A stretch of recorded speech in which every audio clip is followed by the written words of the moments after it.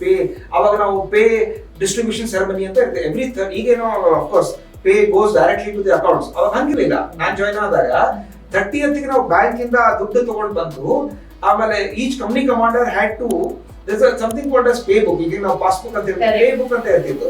Every this thing had to be entered. That jawan he had his own individual pay book.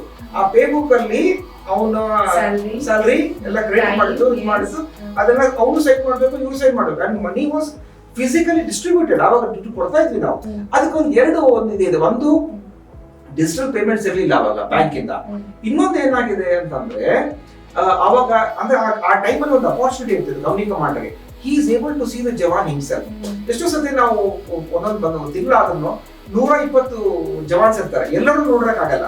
So ಅದೊಂದು opportunity ಏನಂತಂದ್ರೆ ನಾನು ಎಲ್ಲ jawan 120 of them I am able to see, ಅದು ನೋಡ್ತಾ ಇರ್ತೀನಲ್ಲ, ಅದು ಒಂದು ಅಪಾರ್ಚುನಿಟಿ ನಮಗೆ ಅದೇ ಸಿಗುತ್ತೆ as a company as a battalion commander. So ಹಿಂಗೆ ಆ ಪೇ ಡಿಸ್ಟ್ರಿಬ್ಯೂಷನ್ ಒಂದು ಡ್ರಿಲ್, ಪೇ ಡಿಸ್ಟ್ರಿಬ್ಯೂಷನ್ ಡ್ರಿಲ್ ಅಂತ ಹೇಳ್ತೀವಿ. Everything in the army is parade ಅಂತ ಹೇಳ್ತೀವಿ. ಮಂದಿರ್ ಪರೇಡ್ ಅಂದ್ರೆ ಮಂದಿರ್ಗೆ ಹೋಗೋದು ಒಂದು ಪರೇಡೆ.